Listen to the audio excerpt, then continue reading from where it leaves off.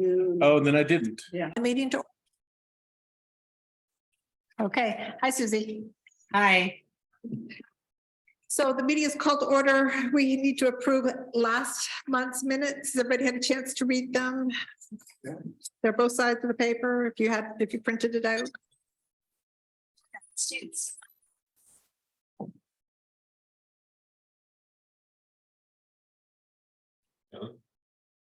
Hey.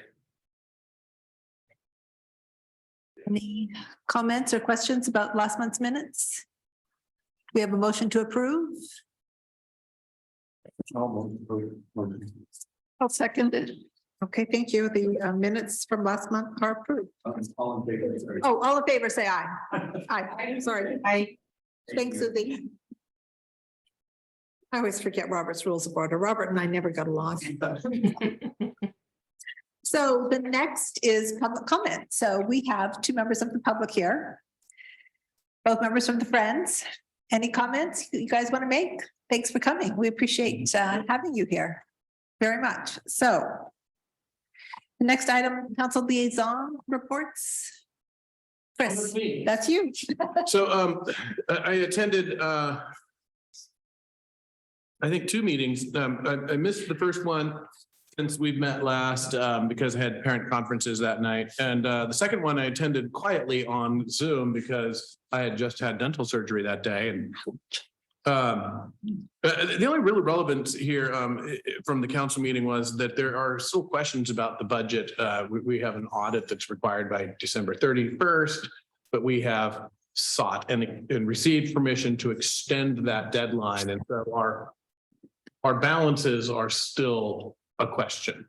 And I believe that relates to probably all city funds. But You know more than I do. yeah, so which is nothing. So that is a continuing issue caused by the exodus of most of the finance staff a year ago or so.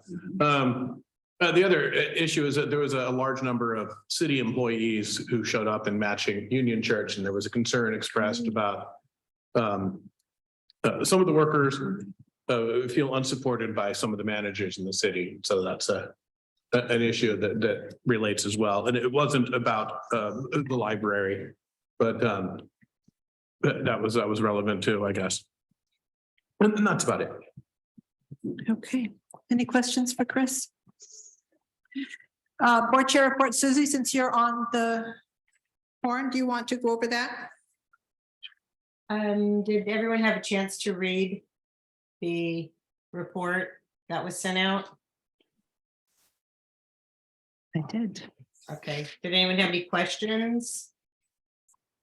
The only, I guess, thing that I really wanted to go over was that Jessica Hines has resigned from the board due to work and school commitments. She's going to be traveling quite a bit, and she was just going to be unable to attend the meeting, so felt like she needed to just resign. So the position will be posted as an open position, and we'll leave it open until it is filled. Susie, have you contacted the correct person in the city to post that? I need to forward the written resignation, and I will do that tomorrow. Okay, thank you. Thanks. Any other questions for Susie? So since I wasn't sure if Susie was going to be here, I added a kind of a vice chair report, and that I think the number one item is that it became very clear last time that many people don't understand the library operations. And this is something Susie and I have talked about for a while, is that a new board member orientation so that people understand the library kind of practices and processes, things that they already do. So that's something that Susie and I are going to be working on. It would be nice to have that in place by the time we have a new year this June. Anyway, that's something that Susie and I will be working on. And the second piece was, most of you know that my work experience was that of an HR executive, and I advised and counseled a lot of CEOs, executives, managers, employees. And that to me, I always started off with advising people, assume positive intent. Before you sit down and talk to people, don't start off with bad thoughts. Start off with assuming positive intent towards people. And I found that was the advice that everyone could use, and everyone, if people who took it to heart did much, much better. I wanted to make sure that we did that in here. I have no problems with questions. Part of the purpose of this board is to question things, but we need to start off from a place of assuming positive intent. So that's the board report. So Denise, you're up next. Can I just Yes. ask one question, clarification on, I know we historically have held to 1 hour for our meetings. Mhm. Now, is that set in concrete, or if we have a discussion that goes longer or whatever, what prevents us from going past 5:30? Anything citywide or,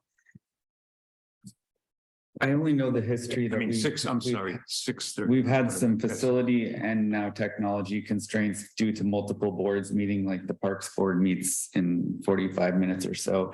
We're adding Zoom licenses, we're increasing capacity. But we, from what I know historically, have always kept to 1 hour and 15 minutes maximum. That's just what I know from the history. Okay, And so outside of changing it to another time frame or another day or whatever, we would just finish where we finish and then table whatever's left over or leave early or whatever the situation is. Okay. I know that the Parks Board used to meet in this room at 6:30, which now they meet at the Public Works facility.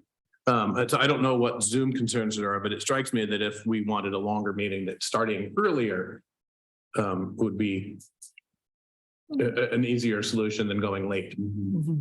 Yeah. So it's strictly the technology, then you're talking about the, And we're The working time. on that very actively, okay, making sure we have more capacity. okay. So could I suggest that we table that with the plan of it coming back together, coming back to revisit it in a few months? If we're going to make a change, let's make a change July 1st at the beginning of the year. That I, for one, personally would be all for starting earlier, which it makes it very difficult on people who work, but not for staying later. It interferes with too many other things. Yes, Kathleen. One of the things that we used to do every time we got new members in was we ran the schedule past them to see if they needed to be earlier or later, and if it needed to be a different day. And it did happen. So That's good information. Right. Well, As long as we, Table that Danny, as for- long as we advertise mhm. that this is when the meeting will be. Yep. And how far in advance do we have to do that? I mean, sorry, the website has all of the Oh. information for each board and commission meeting. So I, it's really I think important. consistency is Yes, important wherever we land, but I we can post that definitely. Yeah, and I think if we're going to do it, we do it at the beginning of the fiscal year, which would be July. Okay. Okay. Anything else before we go on to Denise? Denise, it's all yours. We're looking forward to hearing from you. Here we go. Danny, my first question though, and I'm sorry that I need to ask this now, is the LDAC report, did it make it out so other people have access to my notes that are here? It should have went out in the board packet that's on the website. I can Okay. double check. I don't recall getting it. I'll double check. Okay. Okay. I'm looking right now. And Maya condensed it onto the website, so if not, there was an error. Well, Okay, so what I am going to do then is read what I have here because it was a long meeting. It's a couple hours and anyway, the LDAC meeting finally took place. There was only one before it, then this one being January 23rd at the Clackamas County campus. It opened like a regular meeting. Once we had the approval of minutes, Natalie Smith from Gladstone was recognized as the new vice chair, serving with Al Mateco, who is the chair. Discussion started with a nod to the last meeting, that it ended with a non-unity type feel. Was reinstated or was restated that it is necessary for LDAC to fulfill its role to be a cooperative, to collectively review issues necessary to provide district libraries the programs and support they need, using a fair allocation of available funds. Following that, we went straight into budgets since we were talking about funds, and they were discussing the budgets that were being reviewed with the Clackamas County Board of Commissioners. And anyway, they were talking about things that were being tossed around as capital improvements versus maintaining what we have, city boundaries of library services versus the unincorporated areas for library services, and comparing the needs and what is being met there. Use of current funds allotted to libraries versus the intent of the same from voters. That opened up a little bit of a wormhole, and I will get to that later. LDAC's direction and effectiveness to each library was discussed. Each library they went around and gave suggestions on possible ways to rein in the best use of not only budgets and funding, but how to collectively act best for the district concerning service and governance. The suggestions that were on the board were they need more history on the creation of LDAC and input from the city managers. And they would like to work to include 2/3 of city managers and county commissioners in the LDAC meetings to be able to finalize actions better and create a better plan or process. That is the perfect scenario, but to add more meetings to city managers and commissioners, I wouldn't want to have that life, because you would not have any home life at all. So I'm not sure that would work, though maybe they could get maybe a half. I can't see 2/3, but miracles do happen. The possible hiring of a consultant to objectively look at the best solutions. And then the third was to create a task force within LDAC. So it's kind of like a task force in a task force to hone better processes and directions so LDAC could gain ground and be effective. The chair said that he would make calls to get more information on the history of LDAC's initial directions and the restrictions from the original committee group members, which have been years ago. The possible hiring of a consultant we spent quite some time on that. It sounds great, but when we actually put dollars to the hours it would take, it would pretty much wipe out any money coming to any library from anything to do with the county. Not knowing the numbers, no one wanted to say, but it's very clear that a consultant is not cheap. My stance can be that I strongly favor the choice of not only the city managers and commissioners taxed with those excessive meetings and spread thin, but that hiring a consultant would be too extreme for our funds. So I would go with creating the task force within LDAC to hone a better process. And I actually put myself in there as saying that I was willing to take the extra time to be part of that, just to save money, because otherwise the libraries would see nothing. Things progressed after the meeting that kind of opened my eyes on that a bit. But anyway, let's continue. It was mentioned that the library network funds could be affected by financial cuts currently in discussion at the county level. Again, that is the Board of County Commissioners talking about the budget. And they are talking about across the board cutting budgets. That stung a bit. And so I have spent a little more time and come up with the next page that I handed you. We need not only presence at the Board of County Commissioner meeting that should be held within the first few days of March. It's possible that they may move that meeting to a little bit later, but we need to stay on top of that to make sure that not only are we either there or on the Zoom meeting, but to also maybe even write if we can't attend prior to that meeting to make sure that it gets in there that we are concerned. So I passed out a paper that mentions at the LDAC meeting, which is the one that I sat in, it was mentioned the Board of County Commissioners is soon to be meeting March 2nd, to discuss the county's budget and propose cuts that would affect our libraries. Reading through this survey, it's clear that our patrons feel that we need more resources. Oh, I'm sorry. I think I've got some other words in there. That last sentence was not intended for this paper. So then I would like to mention that our voice be heard loudly at the next Board of County Commissioners meeting to lobby that our libraries are not part of the cuts that they make. Please show up, attend on Zoom, or write the Board of County Commissioners with something like, we have heard and are very concerned that there are being cuts proposed for all county general funded departments. Any cut to the NT budget is tied to the link system that the libraries are under.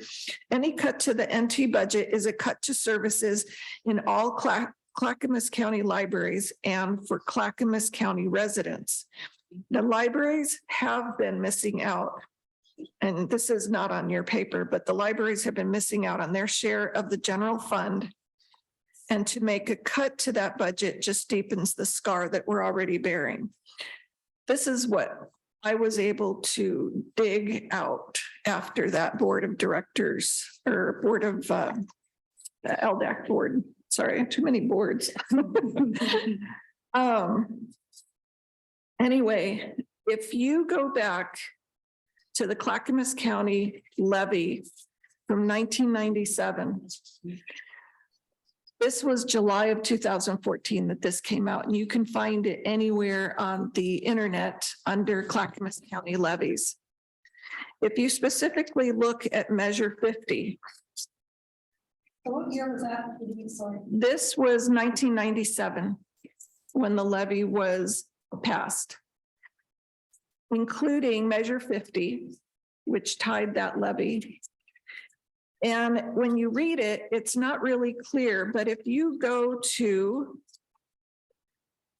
the middle of the arguments in favor for Measure 50, the argument in favor is specifically written to library supporters.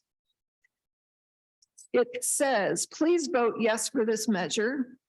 It approves and validates the Clackamas County Library Levy. This means the recent March library levy, which received 73% yes votes, will be secure. Libraries in Clackamas County will have funding for 3 more years. And then if you continue on with the voting past 1997, this measure was allowed to continue indefinitely. So there were supposedly library funds that were part of the general fund that I don't think we've gotten. The libraries have not been supported with the money that had gone into this levy. And it's really sad that they would then go to another length and cut what we're getting when we aren't getting what we were intended to get through these measures. So this is something that I think we need to get up on a soapbox. We need to support the libraries. We need to let them know that, no, we're not taking a cut because you're already cutting us. And anyway, that is a necessary task, and we need to be on top of it, because if you're not there or not heard, they feel you're not invested, and we are, because it would affect every library. So that's it for me. Yeah, on that measure 50, and because it's enough long ago, I don't recall. Did it have anything to do with the link style full county support to all libraries? Where there was anything central? I don't remember. I know that the levy that passed, the ballot measure that passed, and what was it, 2007, 2008? That one. That's the one that that- extended this. Yeah. And that was for county-wide services through Link, that here are the services, Yeah. you know, general stuff. When I was going So- through this, I saw that it was tax dollars that were rolled together to meet the needs of the communities. And part of what was rolled in there was the library funds. So they're assessed a tax on their home Right. that is, I think it's 60%, or it's a certain percent, 90%, sorry, of the previous taxable value of their land, house, whatever. Yeah. And, but by rolling in all the taxes, and then they were also, there was another thing that was coming out of that. I was just honing in on library, and I can tell you the number of documents I had to read Mhm. to figure out what we're after. Mhm. But it is definitely that it was rolled in and meant to be distributed for that purpose, for the services and the things that the community is giving. But when the general fund, when you start reading about it afterwards, they don't call these things out. So it's not very clear. And I know that 50 was written to make it easier to do things from, I think it was a measure 46 or 7 that was prior to this. Mhm. And so this was to alleviate those problems. But when they did it, the library's money went into that. And it was supposed to be Mhm. part of the general fund, and the libraries were supposed to be receiving some of that. So the taxes have been collected, and I just would like the cities to be able to let us know, have they seen any of that money? They may have for a few years, but I don't notice that on any of the records that we've seen recently, that there's money coming in for the library. That's a good question. Yeah. Do you have anything else, Denise, or does anybody have any questions for Denise? Susie? The reason that the county is cutting its budget.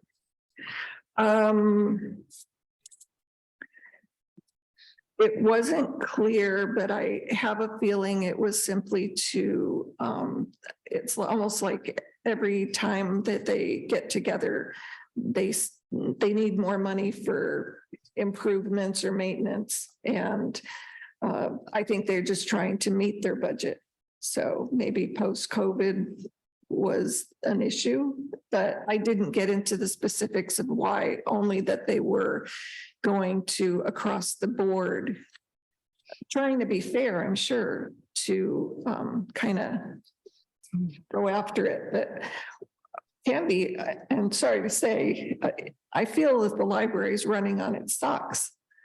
That it doesn't have, I mean, we're only open till like 6 now, that I know we would like more money for the library. We've kind of walked backwards.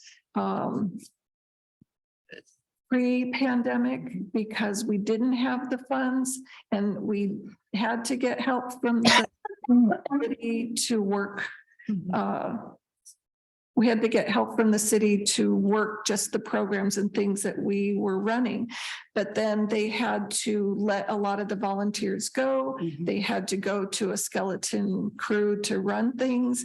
And we closed on Sunday. We closed a lot of the hours and did pull back programs. I mean, we used to have somebody that would go out with books to the people, and I'm not sure if that's happening anymore.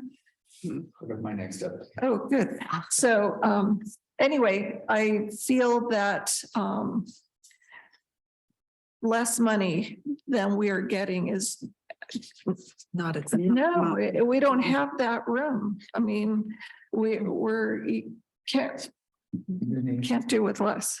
I wanted to share one bit of very good news for the county libraries. And I don't know if you all heard, but the Gladstone Oak Lodge projects were approved and are being funded for their new buildings through the county.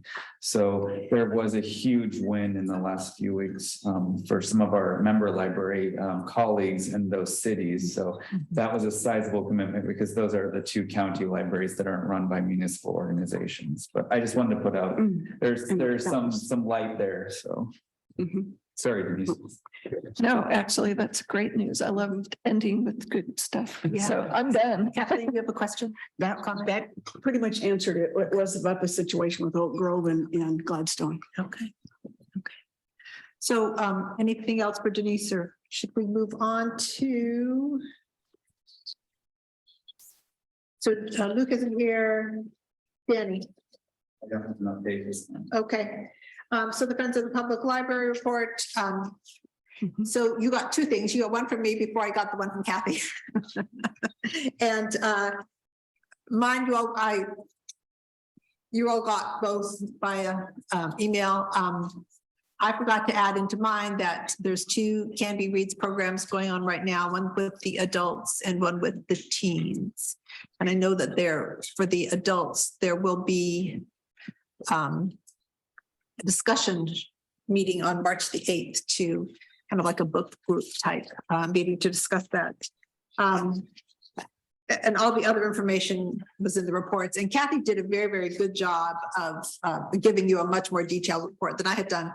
And we have had several questions come up in here about, and if you were on Kathy's newsletter, you're already a member, right, Kathleen? Yeah, I thought so. Make sure that everybody is a friend.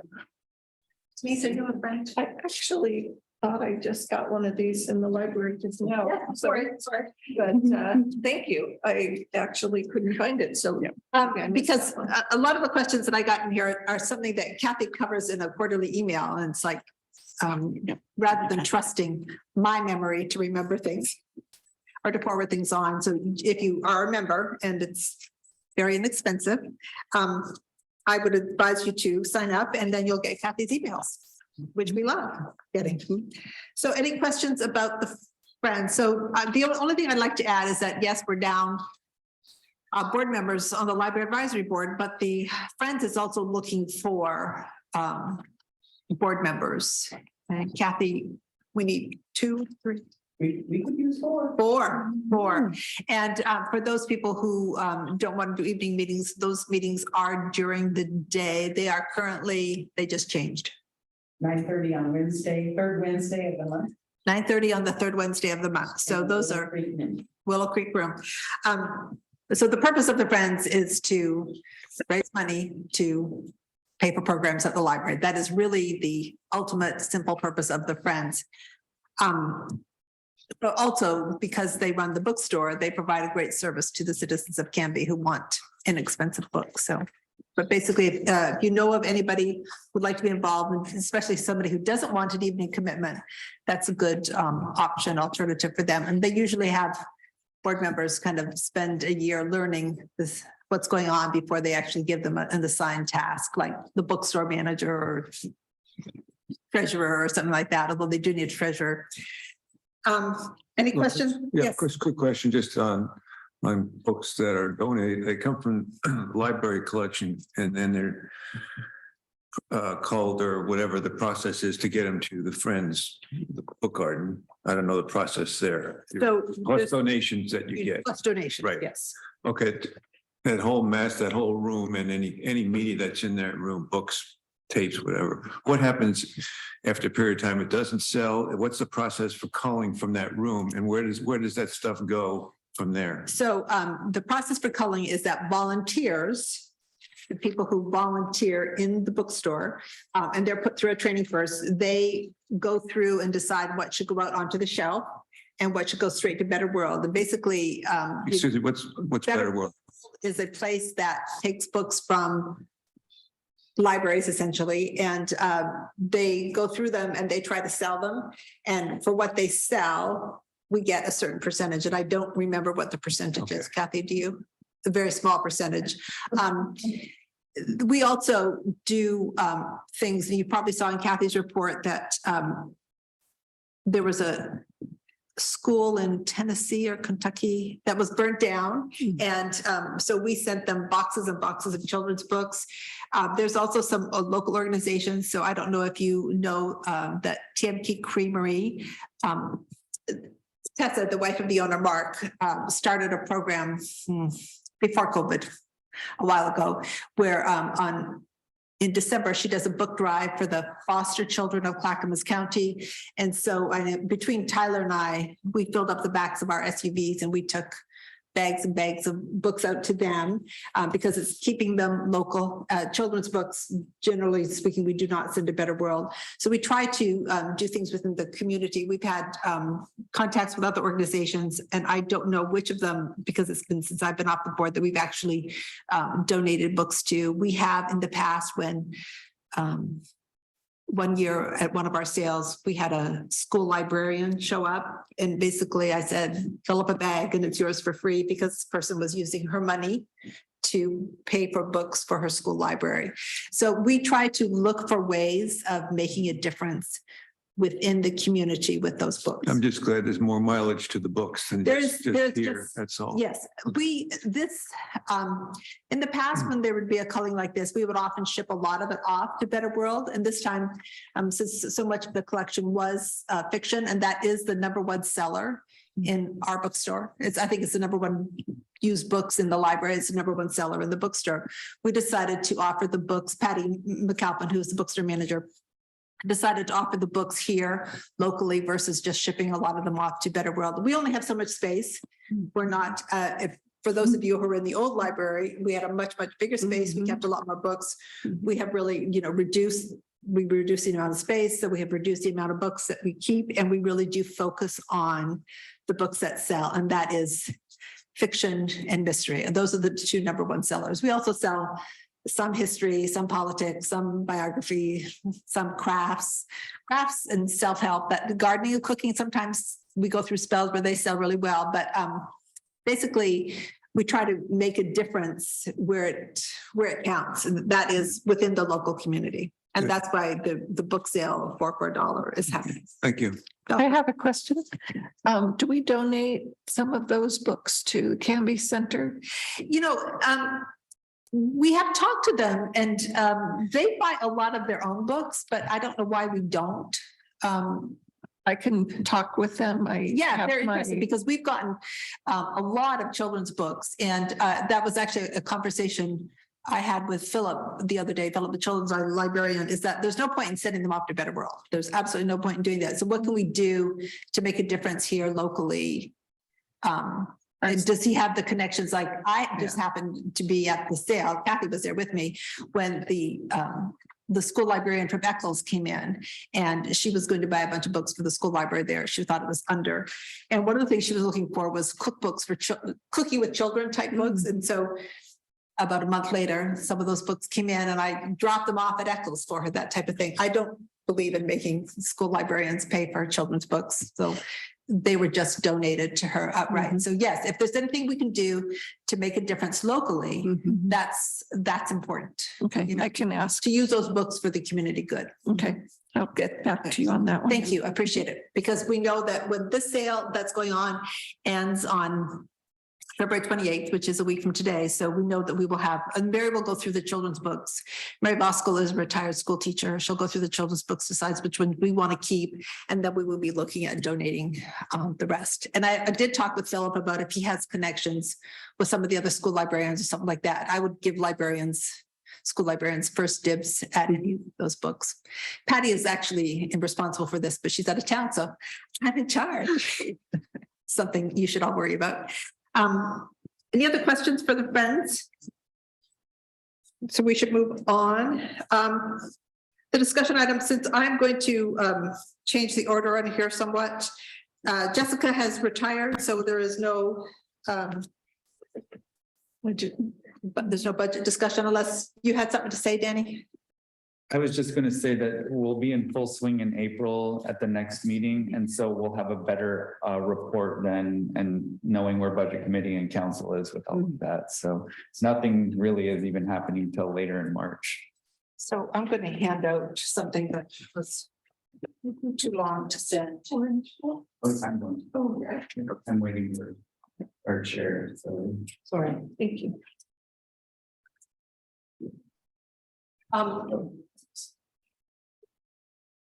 This is, I almost felt like I should follow right along with Denise, because Denise was talking a lot about our presence at meetings. And to me, our job as a library board of advocacy, that this is a letter, an email that Kathy Mulligan, who's present, sent to Scott Archer, and the attachments that went along with it. And yes, I did get Kathy's permission before I shared this. Both Susie and I were copied on this. And I don't want people to get involved in the weeds and the details of the email. I think that what this, why this was so powerful to me was that she's doing our job. She's out there advocating with county commissioners for the library and things like that. And so this is following on Denise's presentation. This is what I think that we should be doing. We should be looking for every opportunity to get out in front of the people that count. That it would include, obviously, county commission meetings. Denise is obviously there as an LDAC representative at LDAC meetings. We need to find a kind of a Denise number 2 to be a representative, so that Denise can train somebody to be effective at LDAC. We need to show up at city budget meetings if it's relevant to speak for the library. I know somebody who used to be on the city budget committee, and he's not any longer, but that's something that he encouraged me to do as well, that we really be very vocal and visible in our support of the library. And it's very easy to stay home and watch TV on an evening rather than going out and driving in the dark and the rain. But it's something that I think that I believe very much is this board's primary function, to be advocating for the library. And it's obvious you've heard my spiel on the Friends, that I believe very strongly in using the power of the library for good in the community. And I would like to see us do that, but also to be out there and to be visible and vocal in our support for the library with all the people and councils and chambers and things like that that matter. So that was why I appreciate Kathy giving me permission to use that. And I think it's a great example of what what board members should be doing. I do think that that's part of when we look at, Susie and I look at developing a new board member orientation, that we talk about the importance of this. This is where we can really make a difference. If we believe that our library is important to us, to the community, to the county, then we need to stand up and speak and show our beliefs by our actions. And so that was really what I wanted to talk about, and to me, to follow on what Denise was saying. And I have admitted many times, and I will admit it again, that this is my first experience on a public sector board.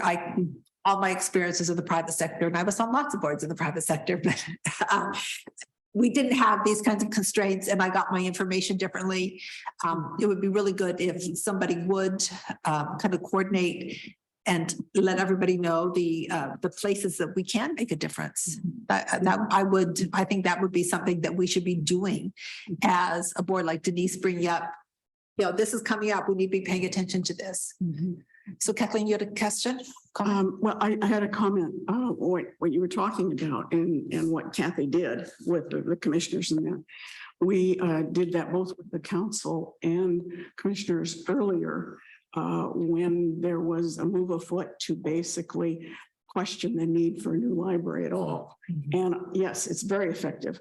And the more people you can get to go and talk to the various city council members and commissioners, the better. And we did do testimony. We did manage to get a special election that the city members, the residents approved. And so we went forward with this new building because it was going to be shut down. And I know that like in the past when Roger Reef made a presentation to the city council for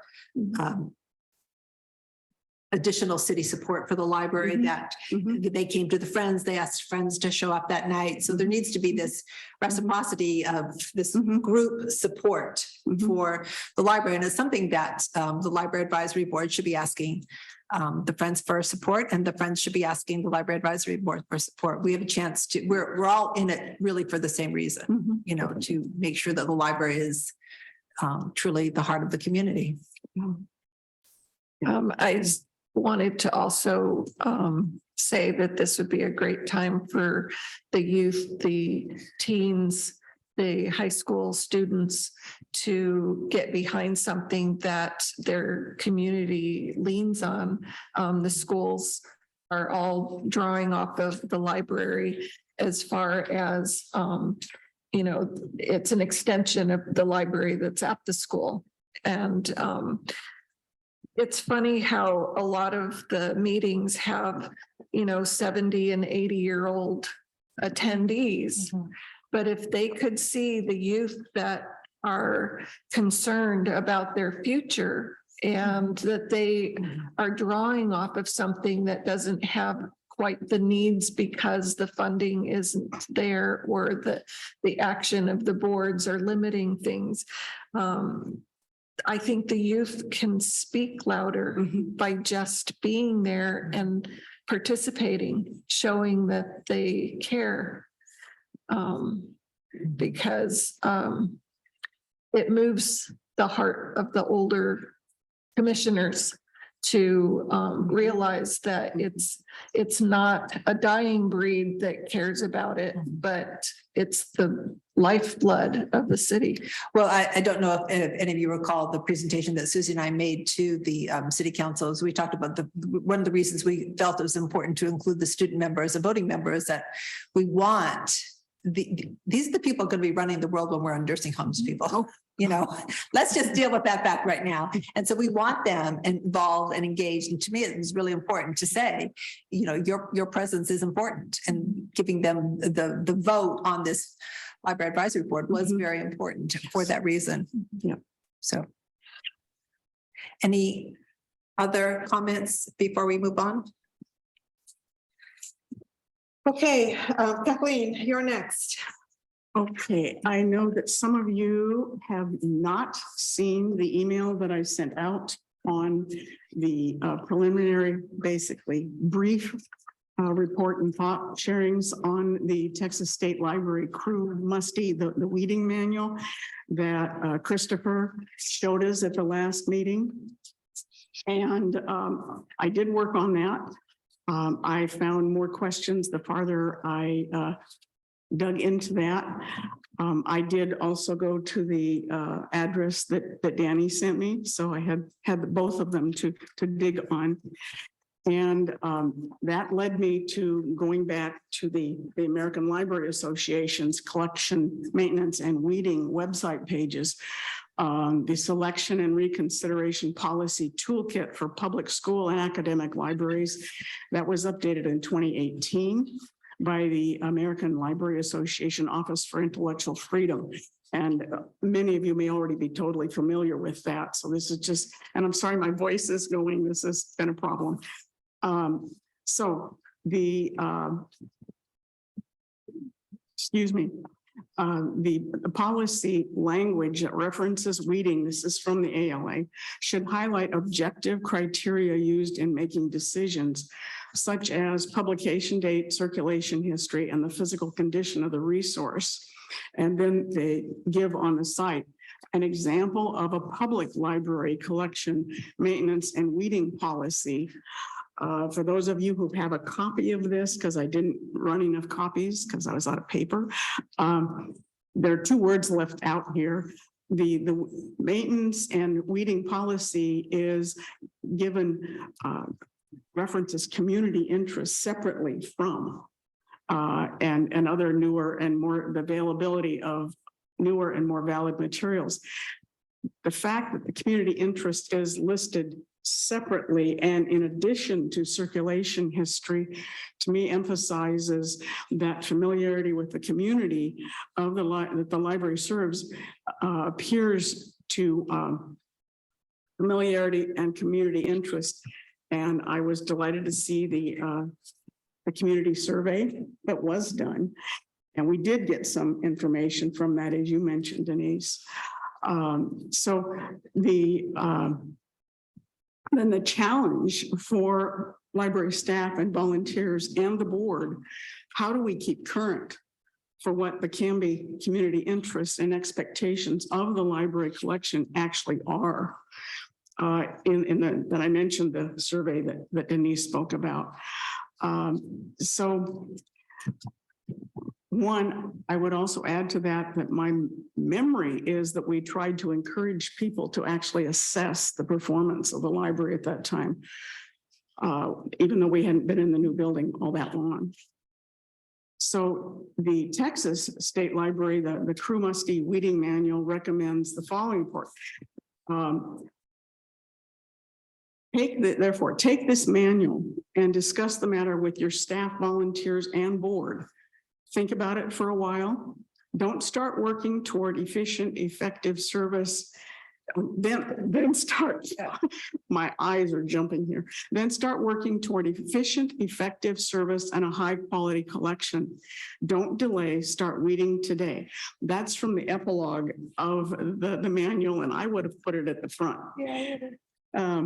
This instruction to me seems to indicate that the Texas State Library assumes a meaningful discussion period will be scheduled before their practices are implemented. Boy, this is full of typos. Sorry. The discussion to include the library board members while allowing time to review the manual thoroughly, followed by work sessions to actually discuss the TSL practices. And also that would be done prior to adoption of the principles and actions given in the manual. Okay, this is where I have a question. So Yes. I have volunteered in the library. I went back in my mind since the summer of 2008. Of 2015, that's almost 8 years. And Right. to my knowledge, this has been going on. So this, the way you've written this seems to me like, do you think this is something new that's been happening? But I've been aware of kind of the following of these practices since I have volunteered in the library almost 8 years. So this is nothing new. We're not, this is not. So this is the point that you were making with the board members being unfamiliar with, not knowing when the Texas standards were adopted and the language was adopted. That, of course, was what we have in the manual is that it's a 2008 document that was updated in 2012. And the American Library Association was updated in 2018 with their specifications. So the question I have as a Westerner on the West Coast is and I did further on in here, but I'll summarize. Okay, I talked to some other library district staff, and I also just thought I would check out, following the American Library Association site, some other library practices from other states that are not, you want to talk positive. So I tried to stay on the positive side, and I can't help your personal impressions of quoting things out of these two things. In all the time I've been on the board, which is 8 years, nobody's ever mentioned this particular document, the manual, And I asked questions at the last meeting about it. And, why Texas? Why, when did this happen? And I didn't get any answers. Although we got some answers, but Well, there were. there may be some disagreements because I felt that the library staff did a great job of providing a lot of information and there was even information. that I So didn't know. are only one person's viewpoints valid or another person So who's been we part go of the back to community? why are we doing this? I don't see it as part of our perspective. This is an ongoing Susie? process that the library has done for many, many, many years. Why is it being challenged? So why is this being brought up in this meeting instead of talking to me prior to the meeting? Because Susie asked me to do this and I said, okay, I will, but I'm going to need a copy of the document because I've never heard of it. And I too have volunteered in libraries. I helped actually get a vote for this library because we were going to be over in the old Ace Hardware building there by the park. That was it. So The Kathleen, politics- what do you want? And I guess that I Okay. read all this and I don't understand what it is that you want. So we have listened to other people make presentations tonight. I do not understand why I'm not supposed to have a voice in my library in my town that I've lived in since 1971 and paid taxes in support and fought for the swimming pool and the library, walked the streets supporting it. So I didn't put that in here because I didn't feel it was necessary to put my whole history in here and my experience with human resources management and my field experience with all kinds of boards and things that I've served on. Okay, so I simply believe that because there are questions, you can't say on the one hand, use objective language, use positive language, and you are using words that are neither. Okay, and so Kathleen, the that's, question is, what is it that you want? That's what I don't understand. I'm trying to Okay. understand what it is that you're. so you don't believe I should, as a fellow board member. I want to know what it all is right. that you want. Yes. What is it that Do you want me off the board? I What want is to know it what that- you want, Lois, because I you've want been to understand. disrespectful. You are, I want to understand. okay, then interrupting is rude. Okay, it's not positive. Kathleen, And to the last meeting where you interrupted me constantly. and So tell me, don't- because I was interrupted. I have, from the time of the COVID Kathleen, you Zoom. haven't answered the question. Okay, What Lois. do you want to happen with this? Lois, That's what I why, don't. why didn't you ask your questions before the meeting? Why didn't you ask them when Susie said, Kathleen, will you do I this never heard report? Susie say that, so. Well, I'm sure you didn't, because that would validate the fact that I was asked to do this, and I did it. And I took my time. And like you and like Denise, I did research because that's what I do and that's what I've done in all my areas. Now, Lois, politeness, you made a point of we should start with positive language. You do not talk to me with positive language. You talk to me like I'm some little school kid who knows nothing, which is very wrong and a mistake on your part. So what do I want? What am I suggesting? Okay, there's a report in compliance with what I was asked to do. And the end of it says, quite simply, I believe it would be prudent to follow the same process the staff on the board used in developing and receiving city council approval of the library's non-collection policy, and to follow the TSL crew weeding manual epilogue instruction to discuss the manual with staff, volunteers, and board. Now, I recommend forming then a board subcommittee to simply review and discuss it in accordance with the manual here, which hasn't been done with this board or any of the past 8 years that I've been with this. And specifically, then follow through. Now, So would anyone You like to because- propose to follow Kathleen's suggestion? There needs to be a recommendation. Is Susie off the phone? no, She's still not- on. Sorry, I can't see you, Susie. So we are going to stick to the time. So does anybody want to propose to create this subcommittee? As Kathleen has suggested in this document. I don't want to do that, but can I just say one thing?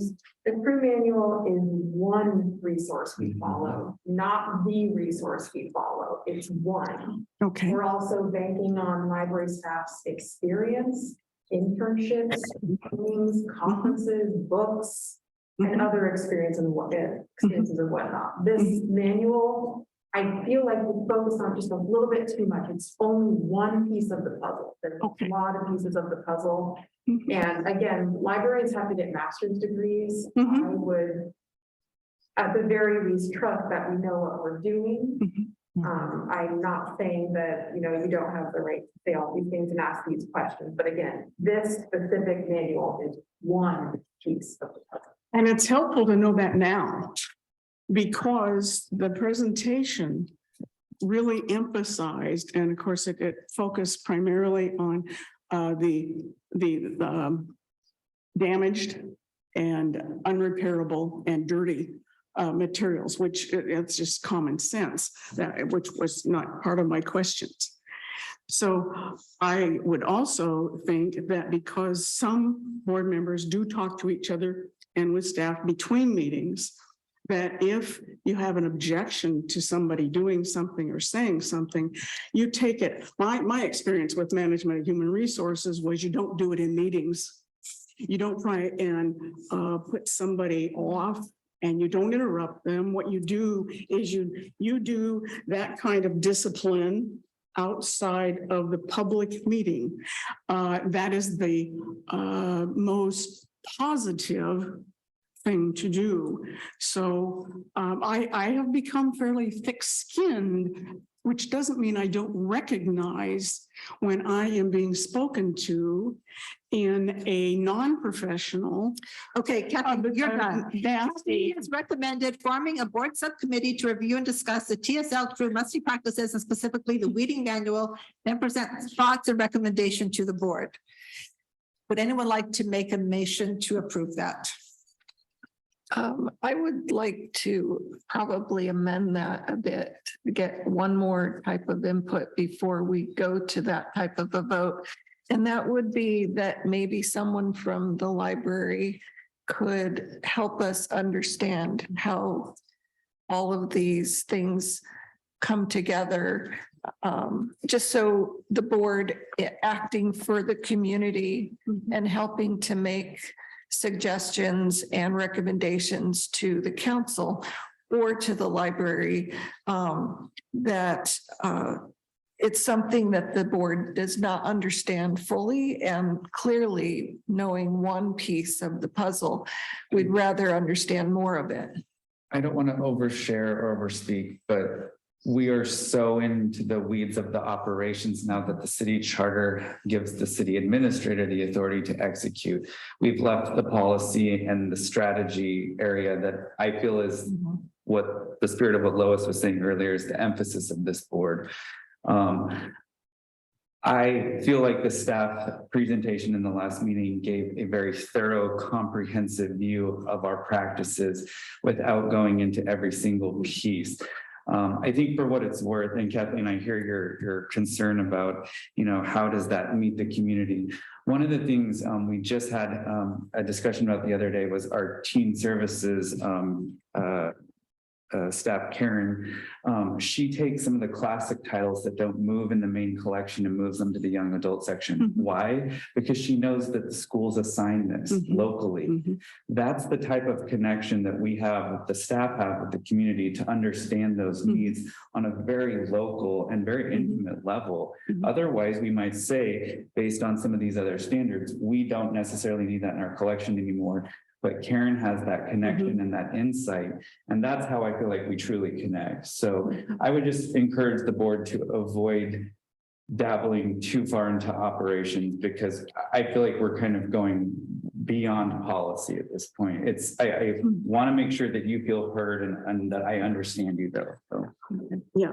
And that's just my recommendation. yeah, and my understanding was the policies and procedures specified for the board to work on that, that allowed for questions. And I'm from the school of thought that says there's no stupid questions. It's only stupid if you don't ask them.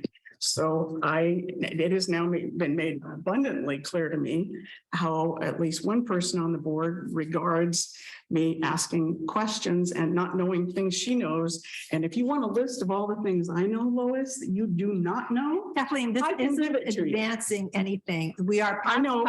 And if you, And Candy, was there if you, something else? There was something if- else on the book. if you Kathleen, hadn't you're done done. it. You're done. Thank you so much, Thank you. Lois. You are the rudest person I've ever encountered. Well, Kathleen, you beat me. at it. So Do not have. Danny to- is next on the agenda. Thank you. Mhm. Yeah. For come brevity, around. Lois, I'll try to be short, but I wanted to get through, I left a list of action items last time. Yes. So quickly, thank you, Marissa.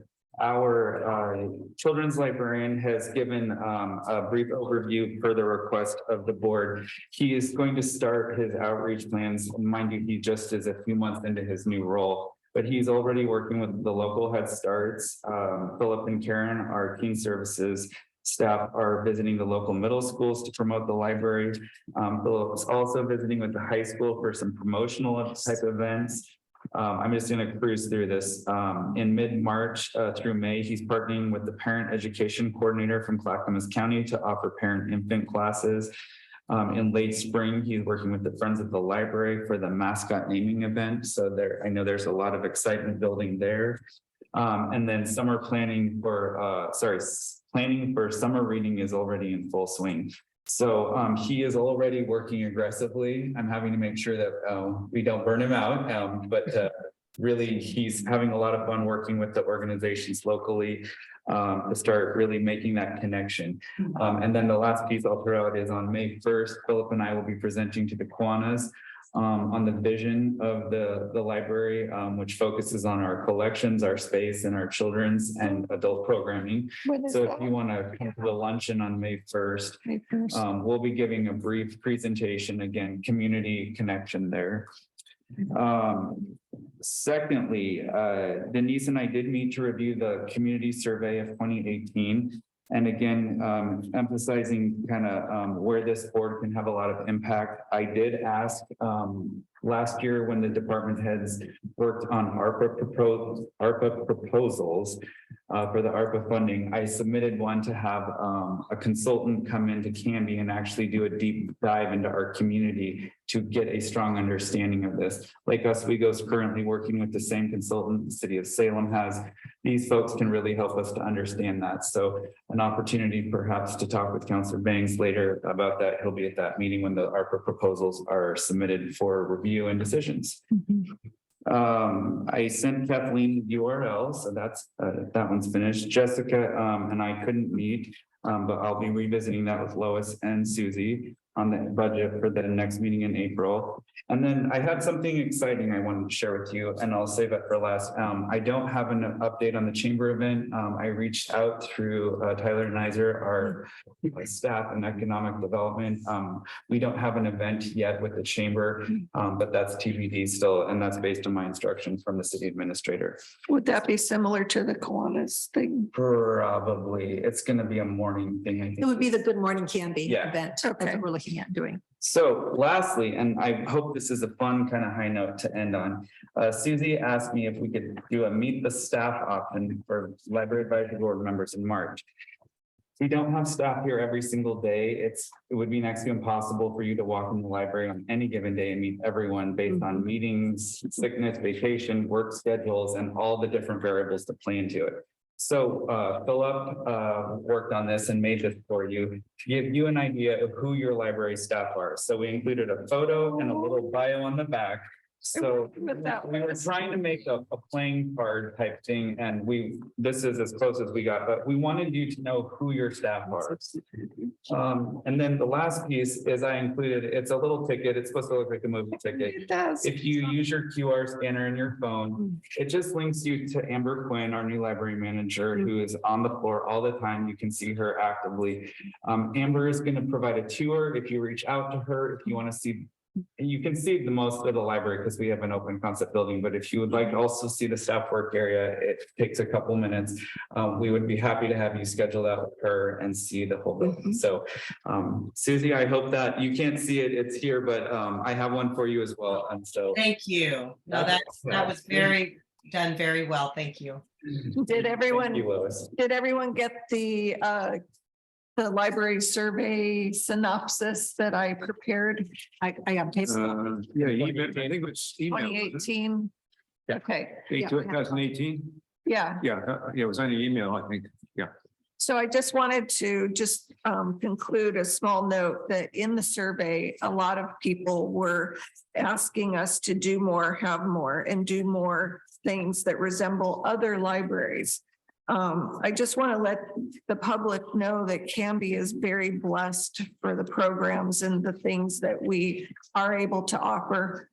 There are libraries that have less than us and don't even have buildings to have their items housed. Canby is definitely dependent on their funds. And again, I reiterate, if you could lean to the Board of County Commissioners to get our voice heard, we could use every dollar to continue to provide and expand. Is there any other announcements that need to be made? Thank you, everyone, for coming. We make a motion to approve to adjourn the meeting. I second it. Does somebody else, can you then? I said, I just need the motion and second. Okay, so I make a motion to adjourn the meeting. Denise. And I second it. Okay. All in favor? Aye. Aye. Thank you. Thank you. Good night, Susie. Good night.